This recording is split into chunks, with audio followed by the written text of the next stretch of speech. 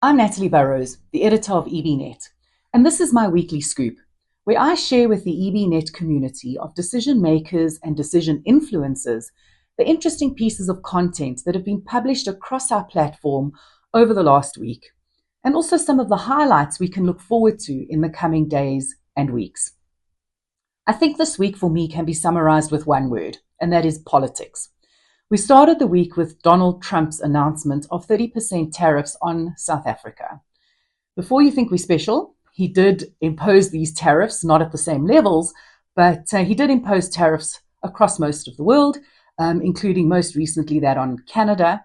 And these tariffs take effect from the 1st of August. We'll carry on bringing you content from local economists on the impact that these tariffs will have on retirement fund members' savings and individual clients' investments.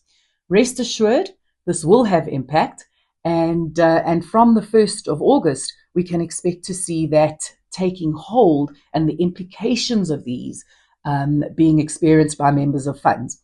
We'll bring you local economists, and they will unpack that further as that story unfolds. The news of tariffs was very, very quickly eclipsed by the next huge piece of political news, and that, of course, was those allegations of corruption against our police minister, Senzo Mchunu. Stories came to light very early in the week around the connections that our police minister has with crime syndicates. And despite our, I want to say, best expectations that the Zondo Commission had dealt with corruption in general, stories are coming to light that perhaps not as sufficiently or as in depth in our police service. This led to a number of responses from various political parties, of course, and overnight the Democratic Alliance has issued a charge fraud against Minister Mchunu in the Cape Town police station. They're also indicating that they will be laying a formal complaint against Minister Mchunu with Parliament's Ethics Committee. That story brings with it political turmoil, and political turmoil brings with it investment volatility. And so there's been a lot published on EBnet over the past week on investment volatility and how investors should approach the current geopolitical environment. One thing I do encourage you to go watch is our new segment called Power Plays and Paydays, where EBnet, together with Frans Cronje Private Clients, unpack the current geopolitical environment and the impact that that will have on our world, be that investments as well as other aspects. The conversation dealt with the changes over the political environment since the early 2000s, particularly if you looked at our country's trajectory in the early 2000s, where we had growth of 5 and sometimes over 5%, to today where we have growth hovering around 1%. If we had stayed on the trajectory of the early 2000s, we would have unemployment today of around 10%. I'm going to let that sink in for a minute. The podcast then goes on to talk about other happenings in our political environment and how these have impacted the lives of South Africans. We look forward to bringing you more episodes of Power Plays and Paydays, so please look out for that. Another interesting article on EBnet is that from Foord Asset Management, where they summarize the comments made by Frans Cronje at their recent webinar. I'm thinking off the top of my head a comment around South Africa doesn't need moonshots to solve our problems. We simply need the political will to meet South Africans' aspirations. And speaking of aspirations, July, as we know, is Savings Month, and we've seen a number of articles on EBnet around the importance of savings and the way South Africans can deal with the debt that they're in and invest some of the spare cash they may have lying around. I went and interviewed Do Steyn from Fed Group to ask him a very personal question around my own financial planning, unashamedly so. And that is, should I invest my spare cash in my bond and use it to pay off debt, or should I invest these in investment and other products? You can go and catch that interview on EBnet stream and enjoy some of the more technical maths that Doe makes very easy to understand around the impact of your various choices. And Doe really brings to light some of the more practical consequences or implications of the decisions that you make.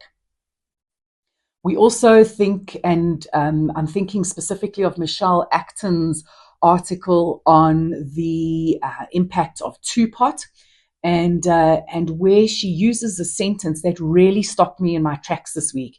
And her sentence goes, and I'll read it to you. And she's talking about employees. They're not failing to plan, they're struggling to survive.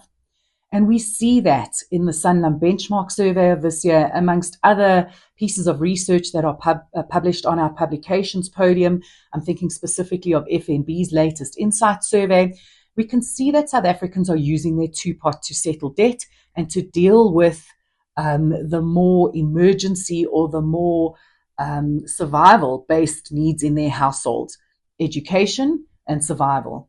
Speaking of education, EBnet in the coming weeks will be launching our education page where parents who are responsible and feeling responsible for saving for their children's education can go and connect with some of the providers and what the products are out there that are appropriate for you to use to save for this, trust me, big expense that is coming your way. And I'm thinking of my kids at university right now, but also link into education programs for your children. So how do you speak to your children about money? Let them interact with the pages and have them learn about simple financial concepts like, I'm thinking compound interest, and how to run a budget and how to set out your money goals. This week's meet and greet was with Jolly Mokorosi, who is the chairman of the Sanlam Umbrella Fund. And she shares with us a little bit about her personal and her career journey and the legacy she wants her children to describe her as leaving, and the impact that she has made on our industry. Jolly talks very much around the interests of members and financial literacy in general.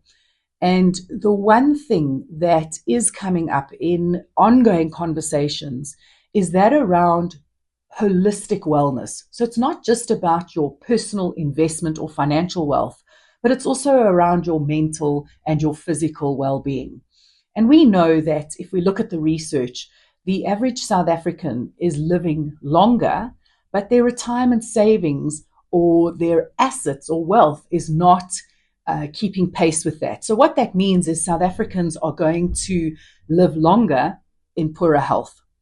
And I'm thinking in this regard of an article published by Edward Wall from Morningstar, where he unpacks the consequences of this and the things that trustees and advisors should be factoring in to their consulting advice that they are giving clients. So that's a wrap from me for the week. Let's look forward to next week. I've enjoyed the tennis at Wimbledon. The Tour de France carries on. And until next week, stay warm.